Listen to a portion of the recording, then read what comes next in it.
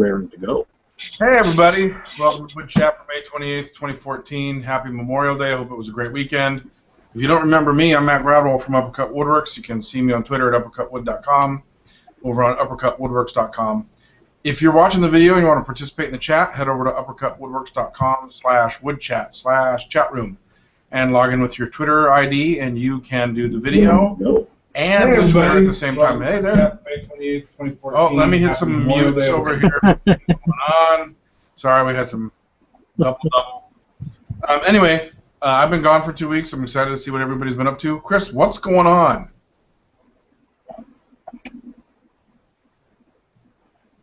Oh my gosh, hi, Chris. so much is going on. I can't even keep track. Yeah. Who are you? Wow. What's going on? Good question. My name is Chris Wong. I hail from Port Moody, BC, just outside of Vancouver. Coming Just to south you of from Port Grumpy. Yes, as I just said, Port Moody. Irritable. You're just moody. About 1,000 miles north of And Port right, Moody. and right in the middle of Port Sleepy. You can find me online at flairwoodworks.com. Follow me on Twitter at flairwoodworks. That's me. The third fellow here you're going to meet in just a second is Scott Meek. I'm Scott Meek. You can find me at scottmeekwoodworks.com or smeekwoodworks on Twitter. I'm on Facebook and Pinterest, and got the social media basis covered. And are you also on this Reddit thing that we've been talking about? Oh yes, on Reddit. I'm also as Meek Woodworks on the old Reddit. Which where are you, Joe? You're supposed to be joining us, sir. Yeah. So we are expecting a guest, Joe Laviolette, who joined us last week, and he has a table design which he wanted some critique on, and I suggest that he join us this week for that, and we'll see if he makes it. We do have the picture inspiration to get to this week, though, and we'll get to that a bit later. Anything? Where do you want to start, Matt? Did you want to start with that? Yeah, I think so. Any updates from my side? No. I'm just Okay. trying to get the shop together and not making enough progress fast enough.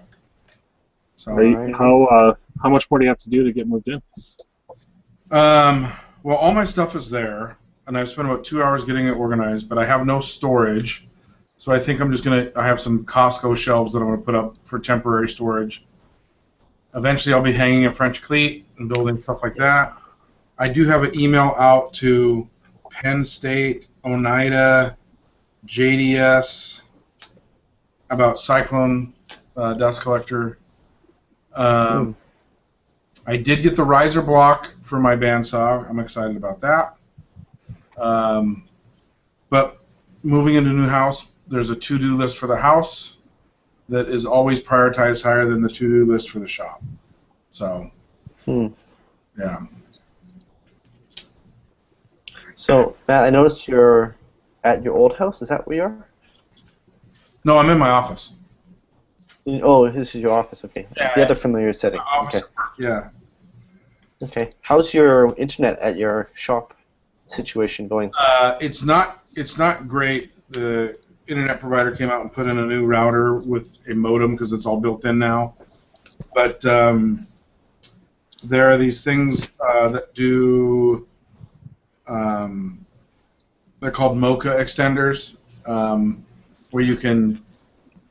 It's basically Ethernet over coax, and it's at a different frequency than cable TV. And I have cable TV in the shop, so I can basically run my internet out there and then put a Wi-Fi access point out there. And so those are on order from Amazon. And then I will be in Boom Diggity Town, because the idea is to do wood chat from out there. Yeah. Well, looking forward to seeing your shop, especially when you've got it all set up. Yeah, I have some I have some video of it not set up that I'm going to be posting here pretty soon. Okay. Cool. It's a beautiful mess. Sounds like any shop. Most any shop, anyways. Yeah. But I'm, How's your shop, Scott? Is it in some kind of state of mess, or is it not Oh, bad? it's a horrific mess. Yeah, it is complete disarray, and I'm not happy. it looks like you're doing bowling scores on the whiteboard behind you. That is plane orders. Ah. Yay! Good. Yeah. Hi. What the frick? I just finished up a run of number 6 planes, hauls and rounds, and got 2 packages, all 2 sets all packed up and ready to go. And Joe's trying to join, and it says it's not letting him. I'm trying to get a screenshot to show him what I. he had no problem joining the first time. Well, last time I set it up as an event, which I forgot to do this time. You can do a Hangout on Air, but you start the Hangout on Air and then just set the start time for later, and then that way it will. Okay. I did it for now. Joe. What's up? When it asked me when, I said now. Yeah. Usually, get my screenshot here to work. Actually, you know what? Screw it. I'll take a picture with my phone and tweet it out. My computer's bogging down for some reason. Yeah. Ain't that the joy? So I'm going to tweet you a picture of what I always see. I can't figure out where to join. I just go to the Woodchat page. Come up with this.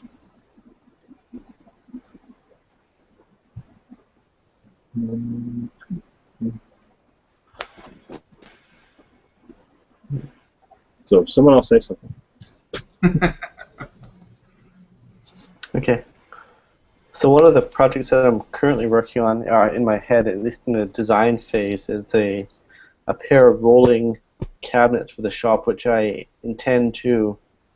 I'm going to use them to store all of my hand tools, and my probably at least a few, or maybe most of my portable power tools, like things like circular saw and jigsaw and domino joiners and things like that.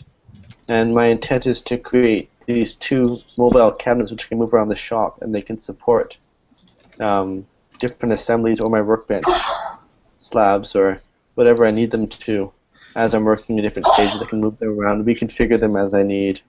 So I'm going to build 3/4-inch plywood carcasses is the plan, and then put drawers in the middle with 22-inch full extension drawer slides, and I just need to work on configuring all the drawers, laying out what width and what height each of the drawers will be.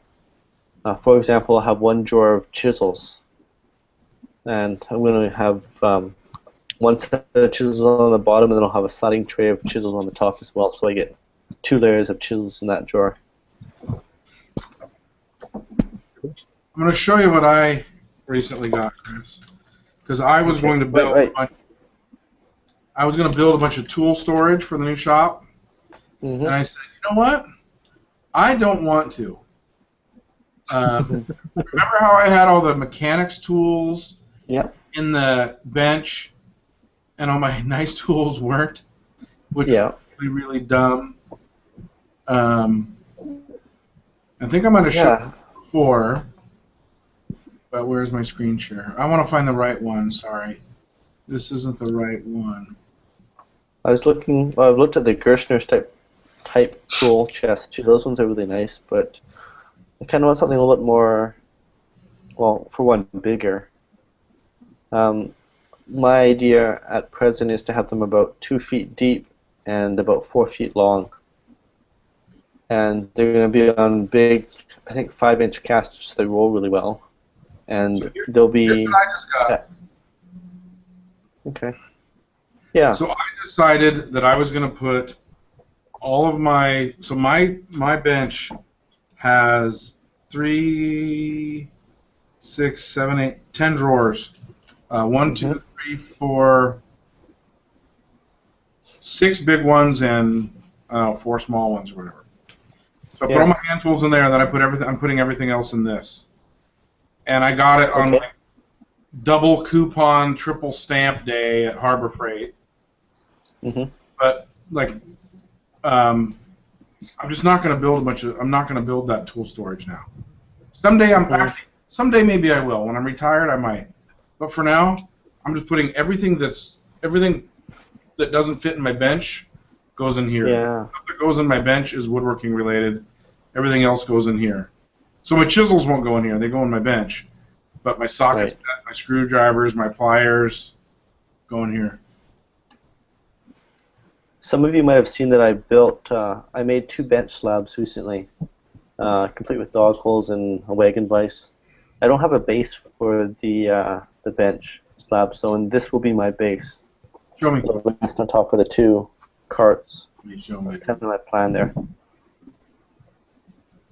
Matt, are you gonna add some kind of rooftop to that cart? I'm just gonna like, I have some leftover fur, and I'm just gonna laminate it together and put it on top.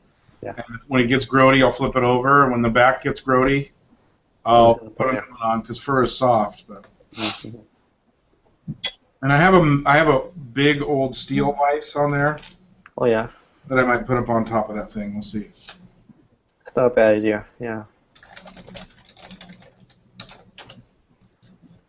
The only thing I don't like about that design is that you've got 2 straight casters on the left side. I think it'd be a bit more useful or easier to maneuver with 4 swivel casters. Yeah. Well, I'm hoping to not have to maneuver it very much. So. Yep. Yeah.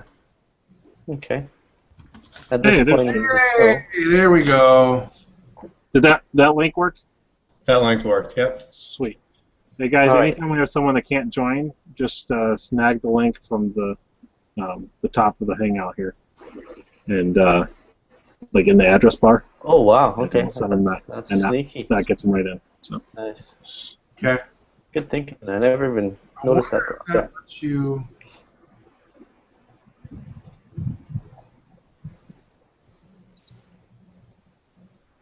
Weird. Yep. I don't understand why some people can't see the Hangouts. Yeah. Like I get every time someone else starts a Hangout, I get my my tablet rings, my phone rings, and my computer rings.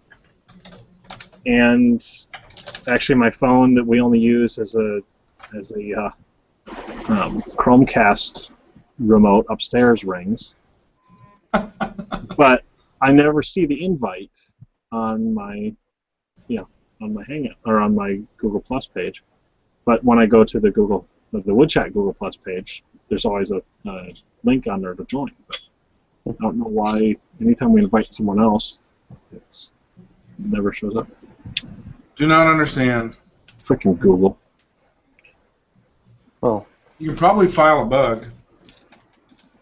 It's got to be something. All right. All right. How about a formal introduction here? Let's welcome Joe Laviolette to the show here again for the 2nd week.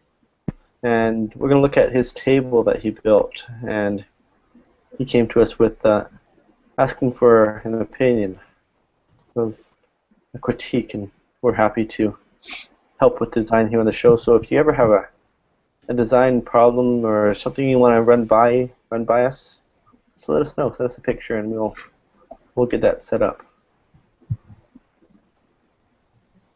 Thanks, guys. Do you want me to bring up the pictures? Yeah. Okay. You want to do that first, or do you want to do picture inspiration first? Let's work with Joe's design here, I think. Yeah. I can share the pictures here so we can see Joe talking about it. Let me screen share right here. So, Joe, you can tell us a bit about what we're looking at here. All right. So, I wanted to make a sort of unique hall table. Pretty tall. It's in my home office.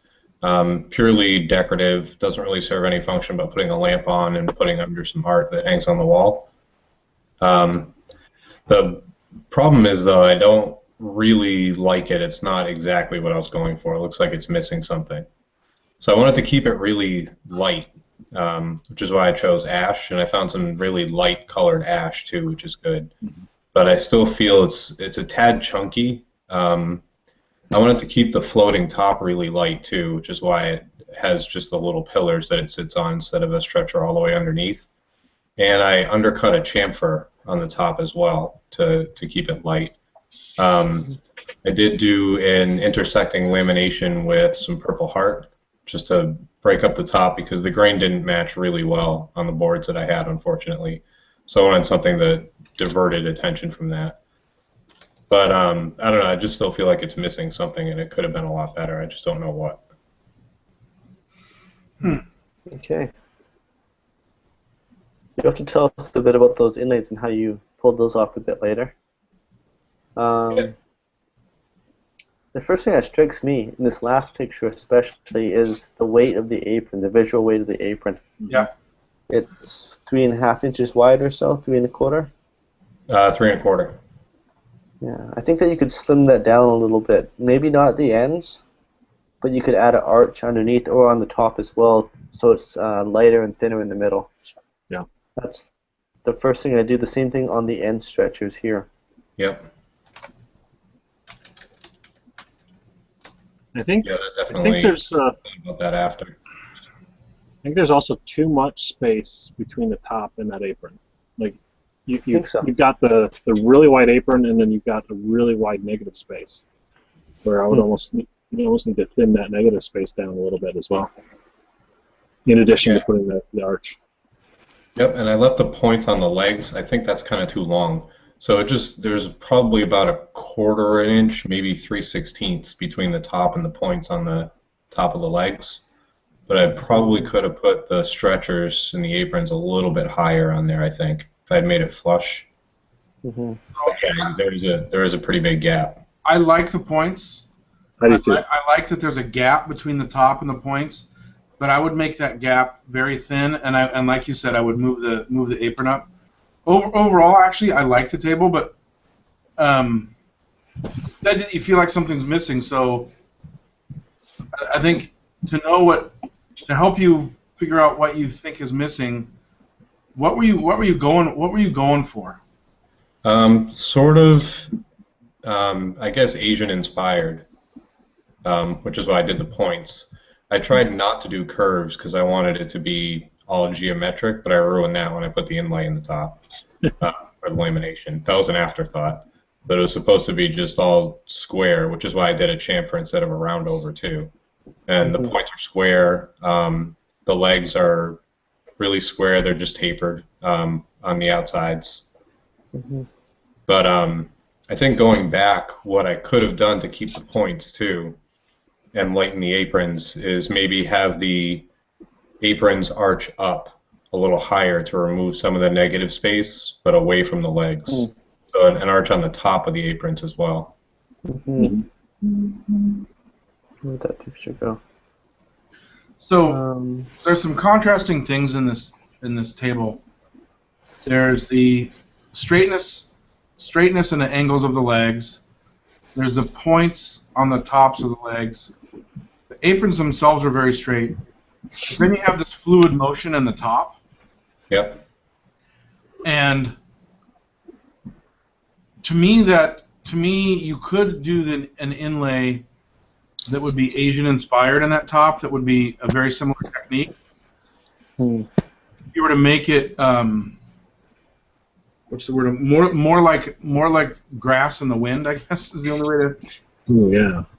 Okay. Yeah, that would actually be kind of cool. And Yeah, instead of the intersecting It's actually lines. lamination. yeah, and I think you could even on the front and on the side aprons make it look like you made one big. Sorry, I gotta show my hands here too. Make it look like you made one big top, and then folded it down the front, down the sides, and down the back. And so you could have this sweeping grass motif, that actually starts on the far left apron and goes up across the top and is even on the front. So you could have that motion. Because I think right now for me the contrast of the fluid lines but all the straightness is I would try and include the fluidity in the other pieces. Yeah, I agree with that too. I think that would look cool. It would be very cool, but it could also be very hard. Yeah. Because that's weird to match that up, but. One thing that I think I figured out, I'd like to see more overhang of the top, over the front and back, but especially over the ends. Yeah. Yeah, it kind of just blunts off. It hangs off. I've got about 2 inches on the ends, but only an inch between the front and back stretchers. Mm-hmm. So I guess that effect of having a very minimal overhang and having the wide apron combined with the wide apron, it looks like a very solid, substantial base, and the top's very well supported, maybe even over supported. Yeah. But I think that's it. I think that's a lot of what I'm seeing too. Is it looks too substantial. Mm-hmm. So I think maybe if the top were overhanging more, it would look less substantial. Mm-hmm. I kind of wanted decent sized stretchers because this is tall. This table's 39 inches tall. Oh, okay. So I wanted something a little substantial there, and the legs are a little on the thin side too. So yeah. You know what would be awesome then? Do two stretchers on the top and repeat the negative space. Oh yeah. 2 stretchers on the top. Or 3, right? So you have such like slats as a stretcher. Yep. Okay. I could add something. Mm-hmm. Yeah, and one thing I thought to do that or to lighten it up a little too was to take just take a router and hog out some of the middle, so leave on the edges, leave it straight. But I think that would give it more of an Art Deco type look, though. Yeah. What is the size of the legs at the top? Could you pare those down as well? Take them down 1/4 inch. Yeah, the top is it's about 1 inch and 5/8. Okay. That's not too bad. No, it's not too bad. Yeah, I think the stretchers are just. I understand. I get what you're saying about the wanting to have the bigger stretchers because of the height of the table, but Yep. I think even if you took 1 inch off of those, you wouldn't hurt that at all. That goal, but you'd thin those down and decrease that negative space between the top and the stretchers. One thing with going back to the points and the top, I liked what Matt said too about bringing that top closer to those points, because you want something that, being that this is not a functional table, it's purely a decorative table. You want there to be things that can be discovered on it. So when someone gets down to look at it, maybe not make that gap obvious at first, but then when you get down to look at it at eye level, you go, hey, that's not actually sitting on those points like I thought it was. It just kind of adds that little extra kind of nifty thing to discover. Yeah. Yeah, that's true. That's a good point. Another idea I had when Scott was just talking there was you could, if you extend the overhang at the front and the back, you could cut a hole in the top for that light to go through, so the point actually comes through and it's surrounded by 1/4 inch of air around it, for example. That's a cool idea, dude. That is a cool idea. Yeah. Yeah, I like that actually. Now, the trouble with that, with a solid wood top, is as it expands and contracts, that 1/4 inch gap around there will increase and decrease around the sides, the front and back, I guess, of the leg. Yeah. So I think the only way to circumvent that would be to make the top so it doesn't move, doesn't expand and contract. So make it out of plywood or something where it's stable. It's not going to move that way, or put it through a breadboard or something. Veneer it, yeah. Yeah, I actually do a lot of I like to veneer with a hammer and hot hide glue. Okay. And with the veneering, you can add that the Asian grass motif in the top. Yeah, Be a lot easier. I Yeah. don't, I don't think it's gonna. I don't think it's gonna move that much. Yeah, you could. Yeah, you could also just pick a quarter saw material, and then it wouldn't change. True. My, Not 4 feet wide, right?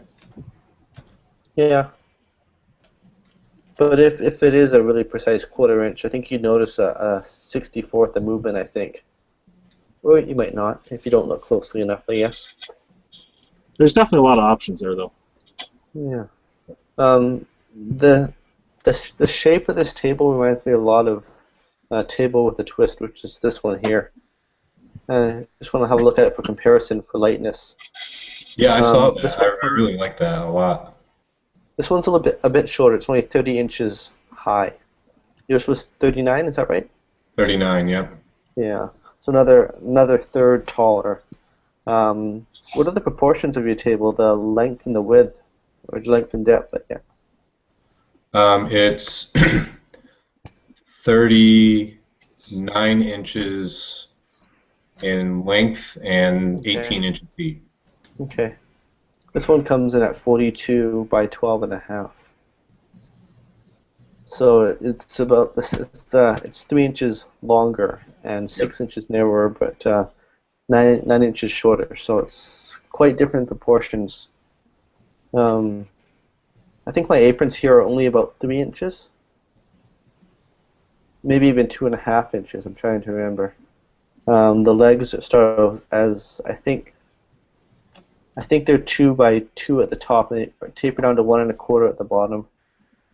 Could be 1.5 at the top, and I've got quite an overhang at the end, obviously there.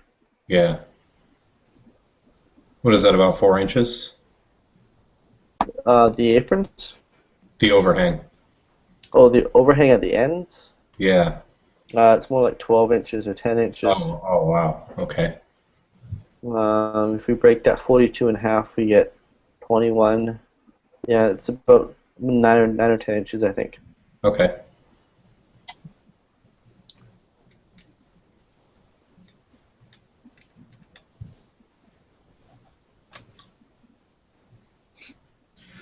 So did you have specific pictures or inspiration pieces that you were building off of? No. No, it's just something I didn't even have plans. I just made it up as I went along. I had one other thought here, Joe. You could probably taper the legs to a finer point as well, especially if it is just a decorative table. Yep. Yeah, that would have been good too. The thing was right over there.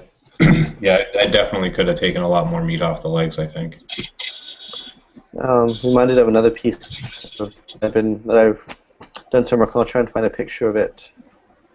Where I was trying to lighten it, as try and take away as much weight, as much visual mass as I could, and I was trying all different stuff. I'll find it for you.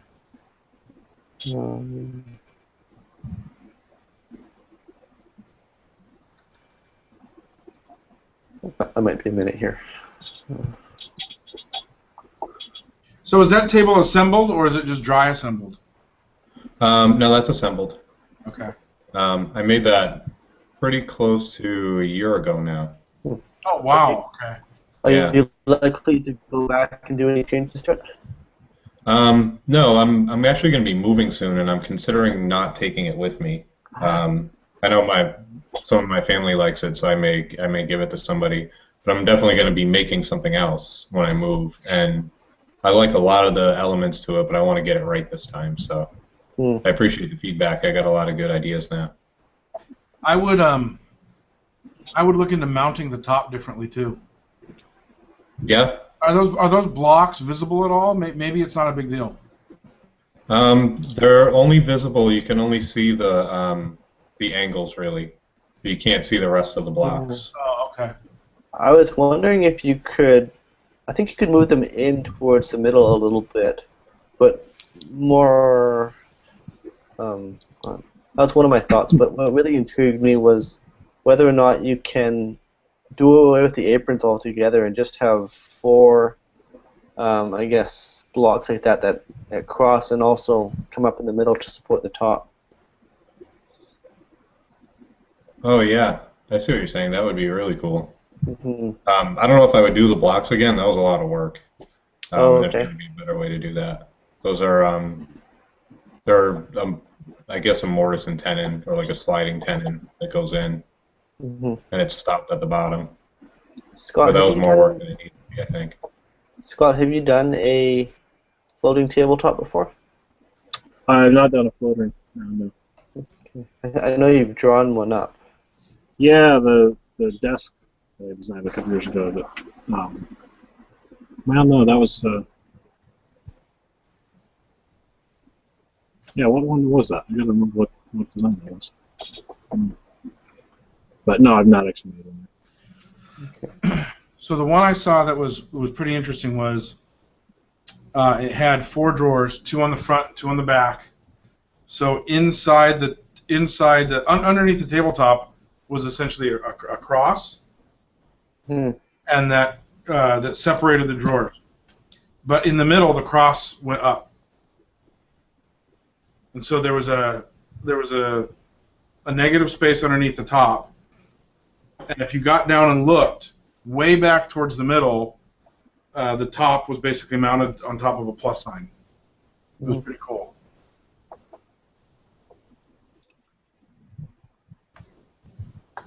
Okay, I've got. But you're not doing drawers, and I don't think that table needs drawers.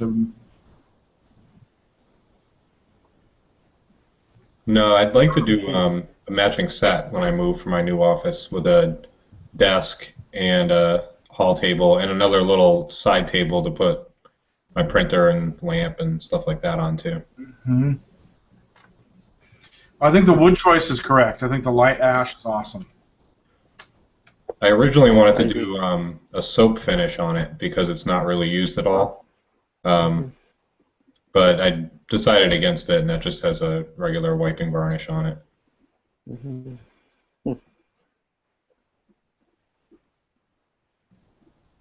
This is a chair that I started designing a couple of years ago, I remember. and I was trying to make this chair as light as I possibly could, um, both visually and physically.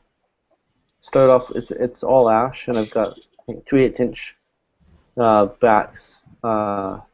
backrest pieces which go down and form the leg. I did a few versions of this chair here. This is the second version, and the third one looks like this here. Which picture? Where are we here? You seeing the pictures on your screen here, guys? Yep, there they On my are. screen right now? Mhm. Okay. So I took the first design and I pared it down as far as I could. I ended up with really thin legs, and the slats are as thin as I could make them, and I was doing cutouts here and there and everywhere. And if I can get to the end of this here, I want to show you some of the more drastic changes I made to it to reduce the visual weight.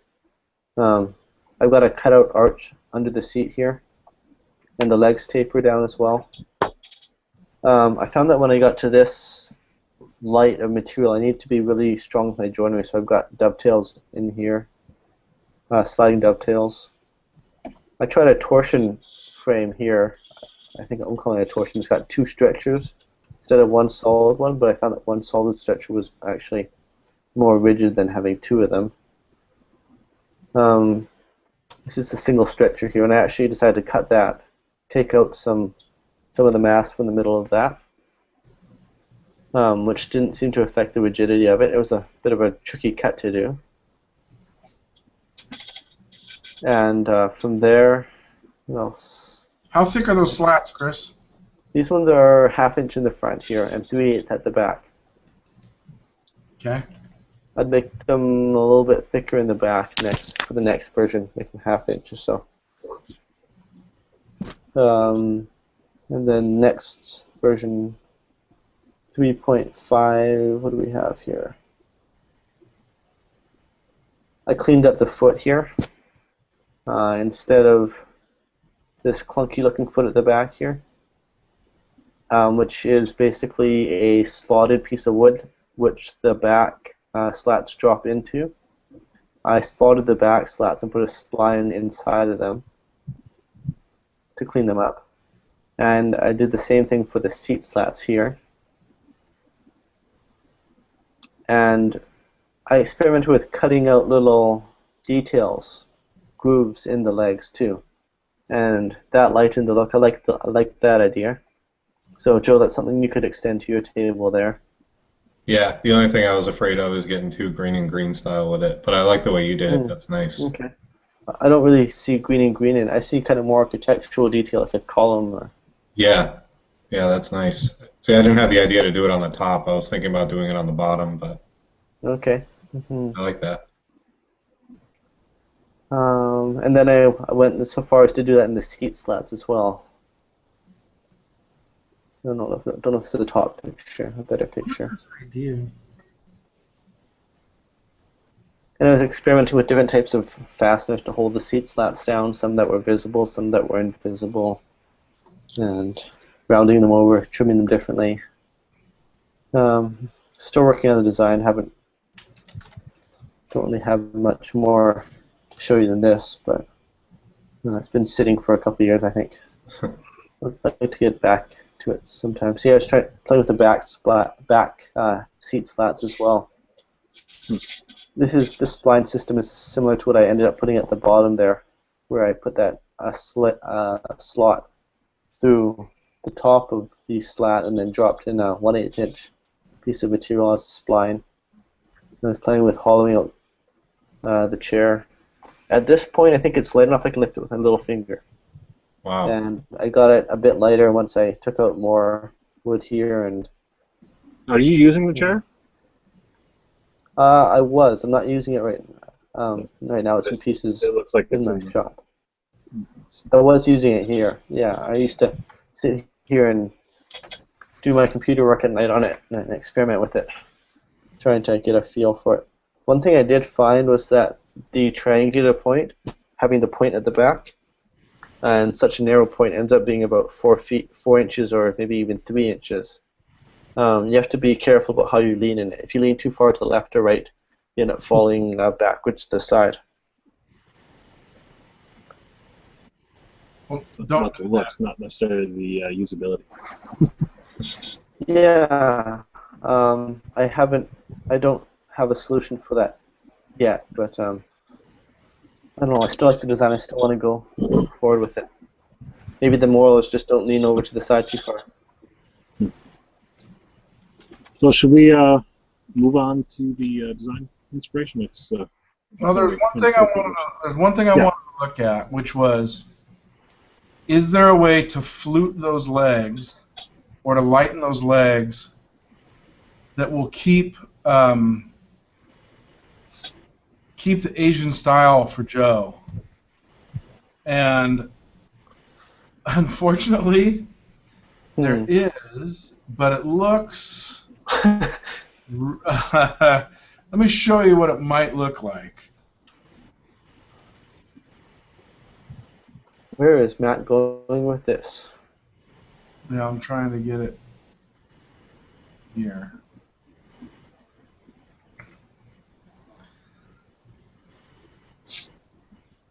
So, can you guys see that? Yeah. So you could do something like that. In the top or in the apron would look pretty good. But both. I would probably do the well, it depends. Like we're already saying lighten up the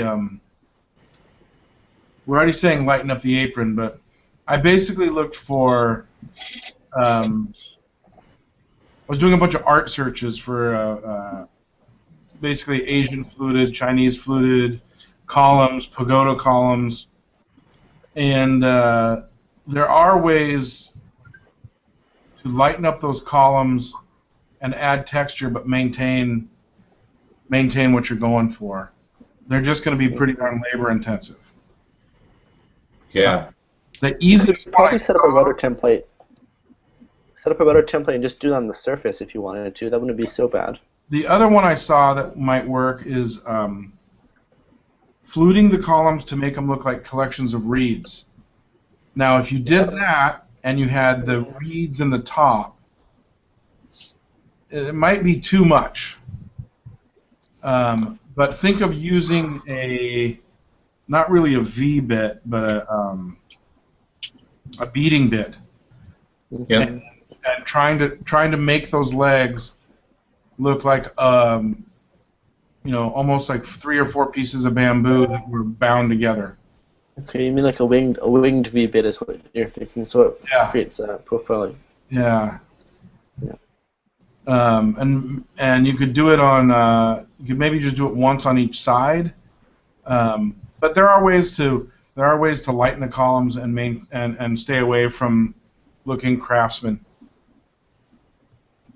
Yeah, those are Yeah. some good ideas. I like that that architectural detail there. I think I know a way I could put that in the legs and then transfer it over to the aprons too. Yeah. And do you think that would achieve the effect that you want to without rebuilding the table? No, I'd definitely have to rebuild the table. Okay. Nothing wrong with that. You just give that one as a gift to somebody. That's exactly what I'm going to do. That's just one less thing I have to put in a moving truck. Yeah. There you go. Right side. Scott, you- I See, do I really would like have to doing take it that. apart and reuse the wood on something else. Yeah, that's an option too, but I think that I know a couple I would people probably like keep it. the table, so, If it was my table, I'd probably keep it. yeah. I like it. I do like the intersecting inlay, mostly just because I like doing it. It's fun to do, or the intersecting laminations. But I don't think it's right on that piece. Mm. Scott, you would ask what chair I'm sitting in, and this is the chair that I've got as my desk Yeah. chair. I'm already making it one too. Is it comfortable? Yeah, it's really comfortable. I can rock it side to side a little bit. It's a cool chair. I like it. All right, Well, should we get let's, on to Yeah, definitely. Yes, sir. get on? Okay. Yeah. So if anybody else has created a design for picture inspiration, send it to us on Twitter. Just attach it and then upload it there and include the hashtag Woodchat. We'll have a look at it. I saw yours, Scott. It looks pretty colorful. So why don't we start with mine? If I can find it. There it is. I guess we should review and see where we started off. Yep. As well. It's good. And where's that? Okay. So this is what, week 4, I think it is, right? I'm at week 4. Yeah, week 6. Oh, I'm way out of it. So, Stand up. That's at least 5. I just want to mention that I've updated the picture inspiration page. So now it's just one single page, and you've got the inspiration photo followed by all the designs, and then the video of Woodchat for that week, in which we cover the designs and talk about the inspiration and such. And then next week we have the inspiration picture followed by designs in the next video. So it's all there. It'll make for a bit of a longer page, but it loads pretty well. And here's our task for this week here. We started with this design here, a little piece called Pattern Study 1. I'm not sure if it's a bench or a table, but looking at this and trying to draw some ideas, I kind of keyed on the V grooves, the variable V grooves, which I think they must be hand carved. I'm not sure how they're done because they get quite narrow in places. I guess they could have been CNC'd as well, but I quite like it. It reminds me kind of like the inside of a red cabbage. Yeah, it kind of does. Anyhow, I looked at that and I came up with this design here. So this is a wall-mounted cabinet. It could be a cabinet on a stand as well. And I took those V grooves, I put them in the panel of the door. So I have a bevel on each side that's curved, and the really dark area is a void through the middle. Then you have the light part being just the flatness of the panel there. And it's surrounded by a rail-and style frame which I've taken. I would take a V tool and just carve a whole bunch of notches in here for texture, kind of like a sawtooth pattern. And I thought that texture was really fun and really tactile. You just want to walk up to it and put your hands on it.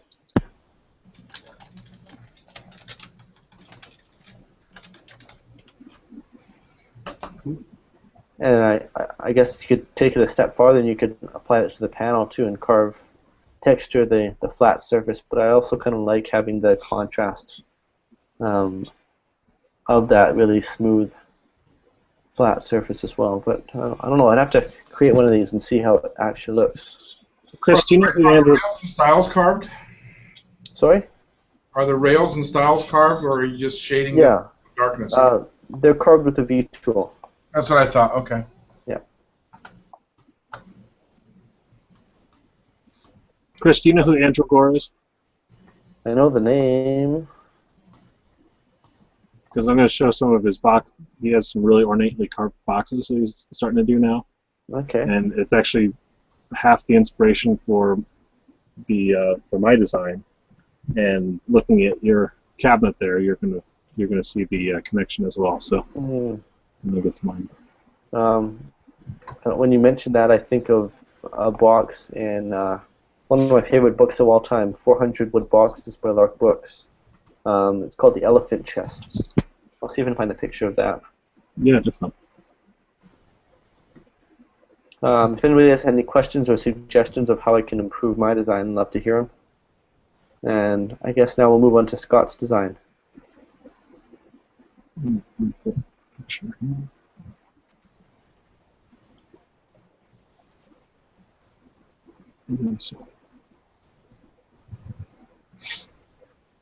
I should have had this ready to go. Yeah. I've got a picture of yours, Scott, if you want me to screen share that. I'll screen share here. Got it. Looks like you had a lot of fun with this one here. Yeah, I was kind of going back and forth on what to do. Why is my computer doing so purpose? I'm not going to find that box. I'm getting all kinds of other stuff when I search for elephant chest carved box.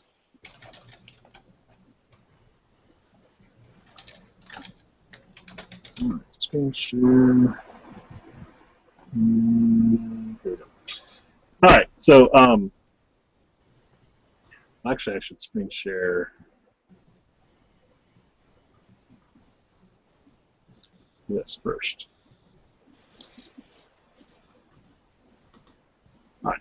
Am I on the right screen? Am I still showing my I'm seeing a table. yeah, there we go. Yeah, so this is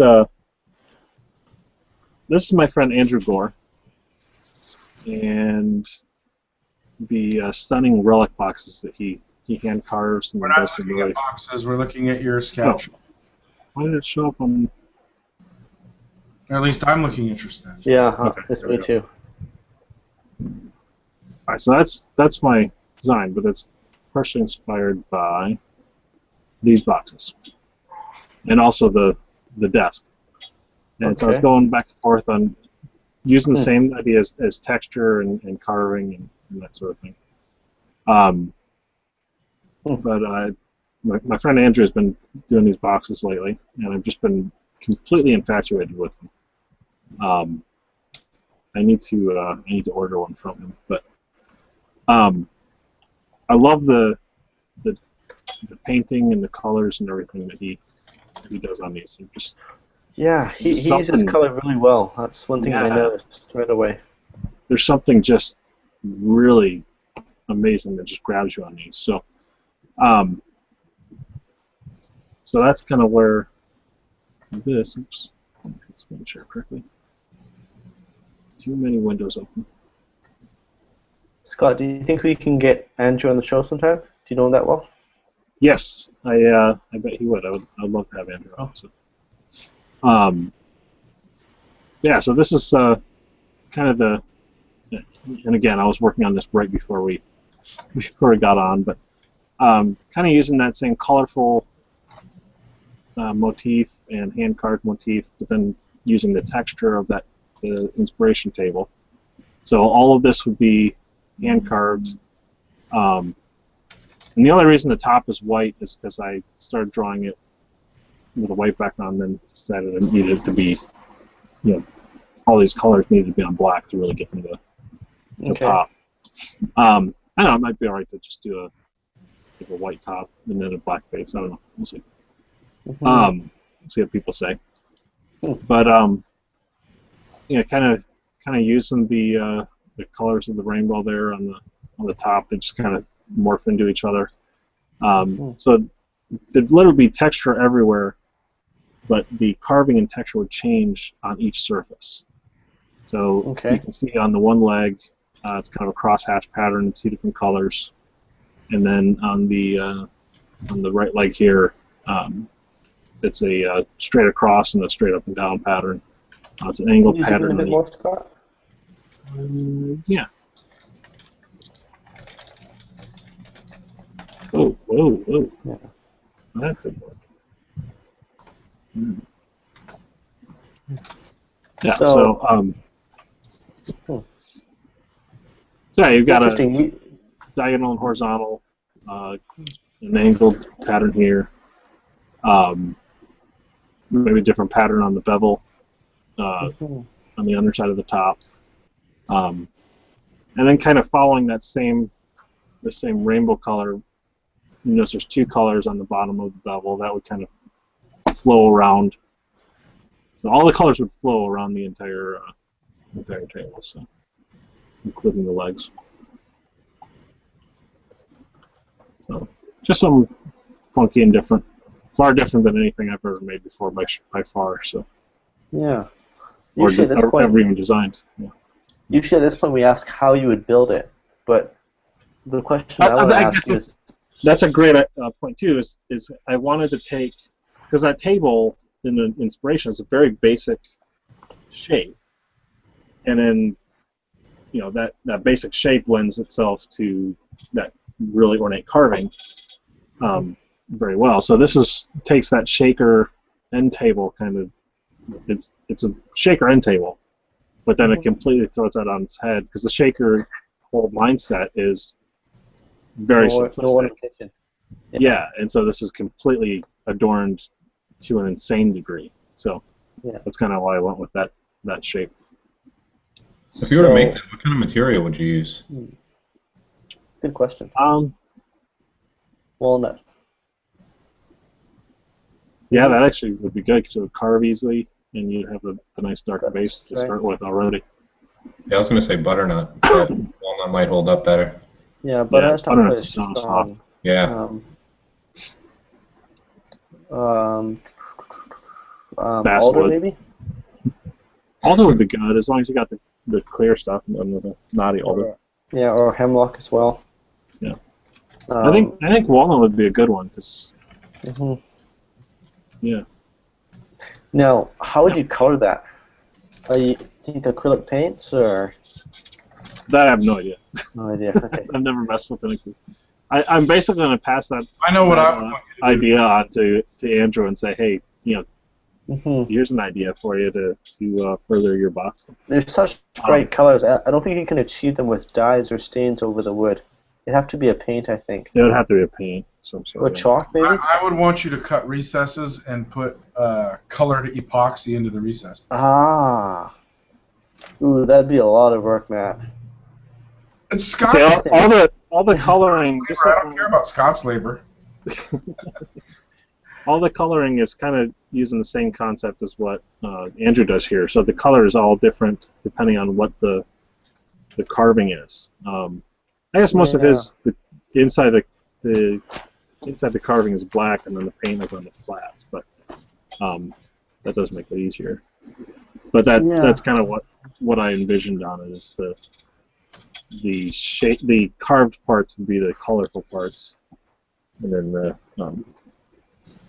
black. Yeah, the base. I can see actually Matt's idea. He took a V tool or a veining tool, some kind of carving tool, and did all these cross scratches, all the ones that go to the right first, and then mix up some green epoxy and spread it over there, and then let it dry. Yeah. And then level it off, and then take your carving tool and go the other way, and then put your blue down.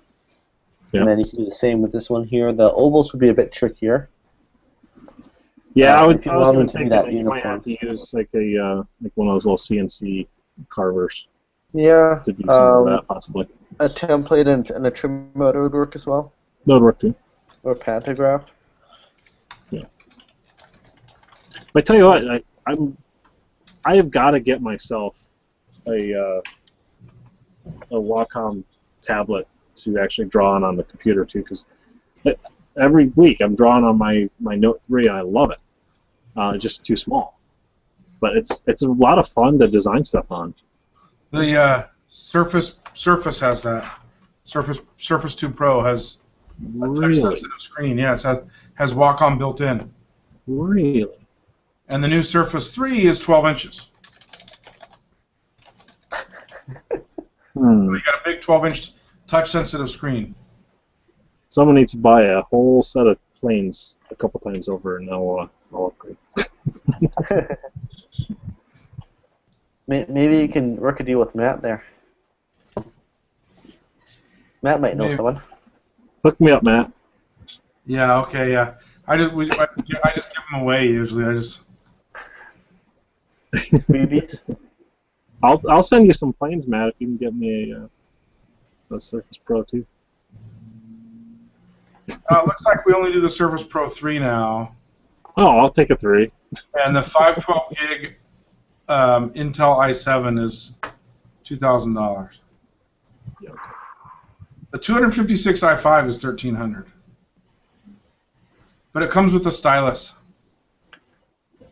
Are the twos gone? You don't have one sitting in the back warehouse somewhere that's missing a packaging and. Actually, every time I go to the bathroom, I trip over them. They're just laying around. Like. Use them for TP.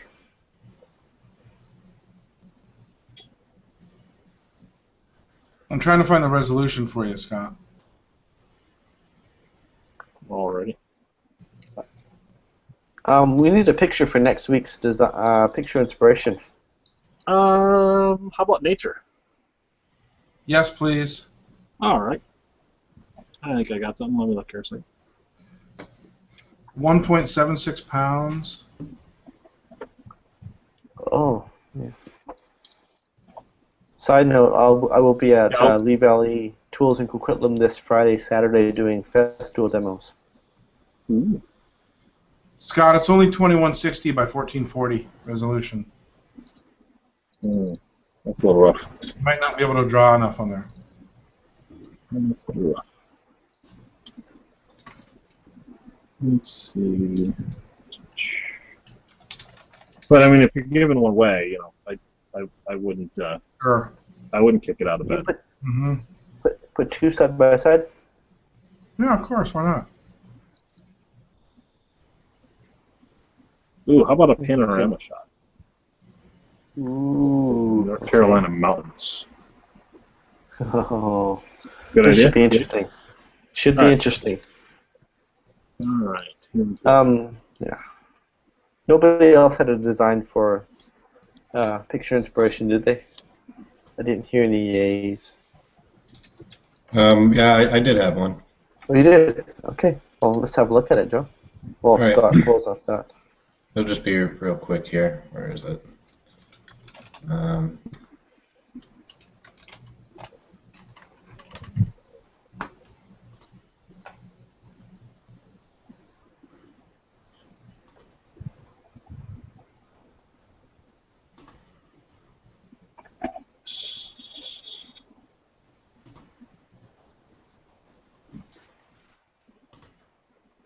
Oof. Can you guys see this at all?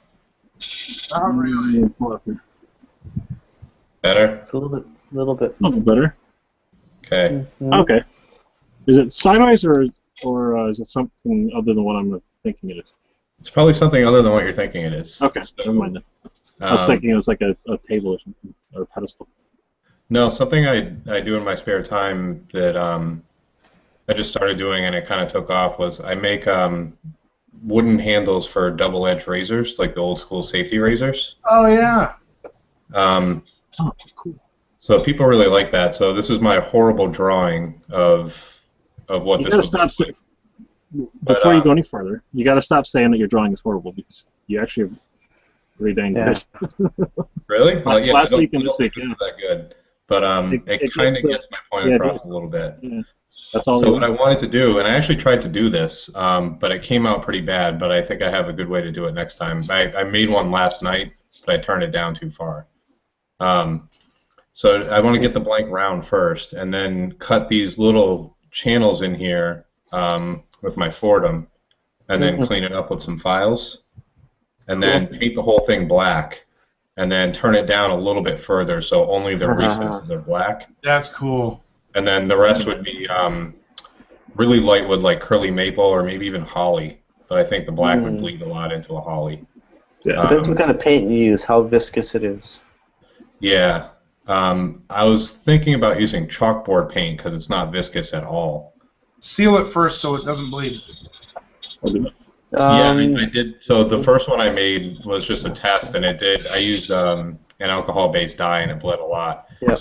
And the next one I did, I hit it with shellac before I carved it, and then carved it, and it didn't bleed, so that was good. But yeah, he was using that the carbide burr on something that's already round is really difficult to get even. But my third attempt, I got it to look acceptable. And actually, when I was cleaning it up with some small needle files, I noticed a needle file alone actually does a pretty good job. It just takes a while. So this is, I'm definitely going to make one of these because I think it's pretty cool. And I might experiment with maybe like an ebony handle and then dye the inside red. Cool. You can make a rig for your burring. So think of like a lathe and a lathe tool, where you just turn the wood by hand, but the Dremel with the burr doesn't really move. Yeah, I do that now. My lathe is indexable, Oh, so Okay. I can do that. But it's just the round profile. The burr, it's a round burr. It just wants to catch. Yeah. It's tough to get even when you're going around a corner. You could also perhaps set up some kind of rudder jig where your rudder slides across the axis of the lathe, and you put a V-bit in there, and you can change that track to go at an angle, and then lock your indexing head, and then slide your rudder across to do that notch. Yeah, that's actually a good idea too. And I was thinking about building one of those anyway, to do flutes. Yeah. You know what I love about this is just that that fully uses the tactile aspect of that carving because it's something you're holding in your hand. Yeah. And I want a pen like that now. You know, one of those pens that are turned really fat. You know. Yeah. But I would love to have a pen where that's kind of like right at that point where it's sitting in your hand where you. Yeah. Yeah, that's a really good idea. Some other kind of shaping right where your finger's going to hold it. Just that That little was my first idea, except the pen blanks are a little short. Yeah. So you got maybe about, it depends on what type of pen it is, but you're only working with like 2 inches. Yeah. Yeah, I wondered if it was even possible. Yeah. Very cool. Love it. Thanks. Joe, can you make sure you share a picture on Twitter or email me one so I can get it up on my website? Yep, I'll share it out. I want to show you my guys. buying a pen is I don't shave much at all, ever. And Yeah, so I don't use razors. So. I don't really shave much either, but I have to look somewhat presentable for work sometimes when I'm not working. I do all the time. Shave my head and my face. I do sometimes. Cool. I don't know if you guys saw this. This is something that Bill Griggs made a little while ago. I thought this was pretty cool. One of our designs reminded him of this project he built. Not sure what it is, but it's cool. Is that the finished product, or is that the 3D model? That's a good question. Looks like he says it reminds him of a design he made a few years ago. So Okay, so that's it's not clear whether he actually made the product or just made the design. It does look like a 3D model. Yeah. It's got the jagged edges. Yeah. Cool. Okay. Did So, everyone see my picture there? I can. yeah, I saw your picture here. Yeah. So we've got a really big panorama image from Scott for next week's picture inspiration. This will be really interesting to see what comes out of this. I don't even know what I'm going to come out with. But this is from my hike. I have with some my family ideas. weekend, so, on Monday. I have some ideas. I might even be able to build one. Excellent. I don't think I have that much time, but I don't know. I'd like to build one.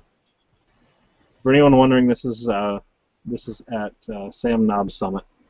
Not quite to the summit, but southwest of Asheville.